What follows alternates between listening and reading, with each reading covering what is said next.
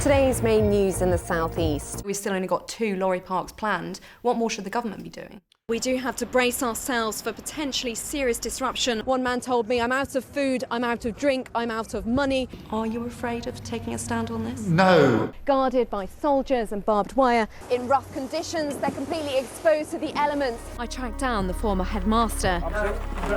He didn't want to answer any questions. Good afternoon. The system is broken from end to end. That's the message from the union representing Border Force staff after what was a record day for arrivals on the coast of Kent and Sussex yesterday. 3 migrants are still missing in the English Channel after attempting to make the journey by kayak. Wendy was killed inside her ground floor bedsit here on Guildford Road near Tunbridge Wells Station. Her battered body was discovered the next day by her boyfriend after her colleagues raised the alarm when she failed to turn up for work. 5 months later, Fuller struck again. Caroline Pearce lived just half a mile away in Grosvenor Park, also in the centre of Tunbridge Wells. Neighbours reported hearing screaming on the 24th of November after she returned late from a night out. But then for 3 weeks, no one knew what had happened to her. Well, Amanda Akass is at Gatwick Airport for us now. Amanda. Yeah, so it might seem fairly optimistic given the impact the pandemic has had on the aviation industry, but Gatwick say that they're confident that passenger numbers are going to get back up to pre-pandemic levels by 2025 or 2026 and then will continue to grow. The government says the country needs to be building 300,000 homes a year by the middle of this decade to keep up with demand. And estimates suggest that means more than 20,000 in our part of the southeast. But in many places, developers are facing fierce opposition from local people and their MPs. The judge said the Home Office had acted unlawfully and irrationally in housing these 6 asylum seekers here at Napier Barracks. He said it was inevitable there would be a major COVID outbreak. This building, 24 person living here and very dangerous for us. Many drivers told me they've been stuck here for days without food, water or access to toilet facilities. I'm going to Bulgaria with my family and I can't see nothing. What are people being saying to you? What's happening there? So I'm standing here on the roundabout right outside the port itself, and as you can see behind me, the police are still blocking the road there with hundreds and hundreds of cars, vans and lorries.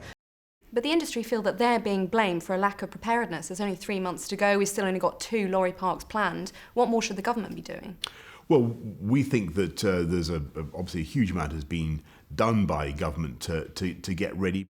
However, today I've spoken to a lawyer representing the families of 25 of those victims who say they have real concerns about the way the inquiry has been set up. It's not a full statutory judge-led inquiry. It won't have the power to compel witnesses to appear, and the families won't be receiving any funding for legal advice either. Deal or no deal, we do have to brace ourselves for potentially serious disruption on the roads of East Kent, because whatever happens, we are going to be leaving the EU Single Market and Customs Union at the new year, which means that businesses are going to have to fill out complicated customs paperwork and go through the kind of checks that they haven't had to do for many, many years. In the southeast, you've currently got 3 Labour MPs. One of them, Lloyd Russell-Moyle, had to apologise recently after saying that the writer J.K. Rowling had been using her experiences of sexual assault to justify discriminating against trans people. So he's on one side of the argument. On the other, we've got Rosie Duffield, who recently said she'd had death threats after being accused of being transphobic. She says women's voices are being silenced and has accused the party of being afraid of raising the issue. Are you afraid of taking a stand on this? No, I think we've got to improve the situation here. The Gender Recognition Act is a step in the right direction. It doesn't go far enough.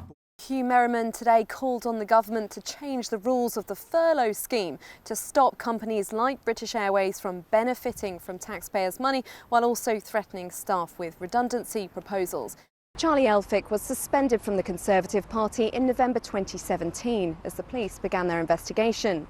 But 13 months later, he had the party whip restored, just hours before a crucial vote of confidence in Theresa May. As those 11 not guilty verdicts were read out, there were loud gasps and sobs from many of the family members who've been sitting day in, day out in that courtroom in the Old Bailey for nearly the past 2 months. It was the day death thundered down from the sky onto one of the busiest roads in Sussex. 11 men's lives engulfed in a fireball which swept along the dual carriageway. One doesn't expect to be sitting in a car and a plane come down. His speed as the plane pitched up was too slow, by at least 20 knots. He then failed to set the throttle to full power. The plane therefore reached the top of the loop at just 2,800 feet, far too low to be able to pull out of the dive safely.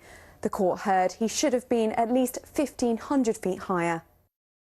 Boats like this one can travel as fast as 50 miles an hour when they've got few passengers on board.